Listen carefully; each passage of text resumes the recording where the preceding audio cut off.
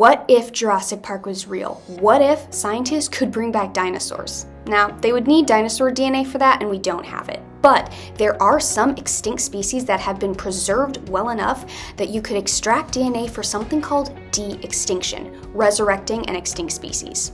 Now, which extinct species has the best chance of being de-extinct? The little-known thylacine from Tasmania. Never heard of it? Let's take a trip down under. The thylacine was a top predator in Tasmania before the 1800s. Then European colonizers incorrectly thought they were responsible for killing sheep, so they wiped the population out. As the apex predator of its territory and as a symbol of the unique animals that are found in the southern hemisphere, the thylacine has been sorely missed. Thylacines are one of the best candidates for this novel process of de-extinction. So let's explore. What is de-extinction? What is a thylacine anyway? And what would it look like to bring a thylacine back? De-extinction. Scientists using genomic editing to resurrect a long-dead species. Dr. Beth Shapiro, an evolutionary molecular biologist from UC Santa Cruz, notes that de-extinction can only happen if DNA can be fully extracted and sequenced from a preserved specimen. It's literally the plot of Jurassic Park, but instead of a blockbuster movie, scientists and companies are working right now to de-extinct species like the passenger pigeon, the black-footed ferret, or the Przewalski's horse. Now, one of these companies is called Colossal Biosciences, and they're using biotechnology and genetic engineering to resurrect the woolly mammoth. But they recently announced a partnership with the Thylacine Integrated Genetic Restoration Research Lab, also known as the Tiger Lab, at the University of Melbourne to de-extinct the thylacine. So, what is a thylacine, and why is it a good candidate for de-extinction? The thylacine was a marsupial that looked kind of like a dingo or a wolf, or if you squint, kind of like your own Bella or Teddy.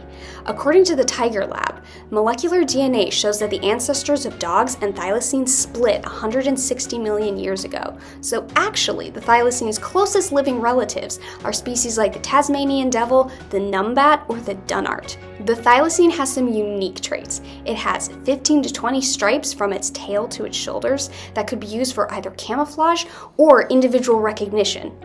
It had a backwards-facing pouch as a marsupial to carry its young. It had a really blunt head, it had jaws that could open 80 degrees, and it had a kangaroo-like tail. The last known thylacine, Benjamin, died in Tasmania's Hobart Zoo in 1936. In an interview with Scientific American, Dr. Pask from the Tiger Lab said that the thylacine is a model species for de-extinction for 3 reasons. Their extinction was recent, there is good quality DNA for sequencing, and its prey and its habitat are still intact. The game plan for bringing back the thylacine is a little bit complicated, so let's walk through it step by step. Step 1. Sequence the thylacine genome. Step 2. Edit the DNA from the cells of its closest living relative, the dunnart. Step 3. Create a thylacine embryo. Step 4. Foster this embryo in a surrogate marsupial pouch. Step 5. Hand rear after the pouch stage. And step 6. Raise the thylacine to adulthood and release it back into the wild. Thylacine de-extinction. So we have the model species for de-extinction, but the lesson from Jurassic Park is that if you mess around with nature, unintended consequences can happen. So why would we want to de-extinct the thylacine? As the apex predator of Tasmania, thylacines would have had a ripple effect on their environment. As apex predators, they were responsible for keeping prey species from becoming overabundant. Overabundant prey species have negative pressure effects on vegetation and plants, which can lead to things like overbrowsing, deforestation, rivers changing courses, and even mudslides. Dr. Phil Seddon, conservation biology professor at the University of Otago in New Zealand, writes that when considering candidates for de-extinction, the aim is to restore lost ecological balance to a suitable environment. With the thylacines out of the picture, Tasmanian ecology has been out of balance for almost 90 years. And crucially, if thylacines were reintroduced, they wouldn't have to compete with other predators for territory or prey species because their ecological niche is still intact. We can't recreate Jurassic Park and bring back dinosaurs, but for de-extinction, the enigmatic thylacine is the best candidate. Bringing back the thylacine would right a wrong that we humans made a long time ago. The thylacine is uniquely positioned to be the model example of species de-extinction. They're charismatic species. They're unique. They look really weird. They have marsupial cousins that can help bring them back.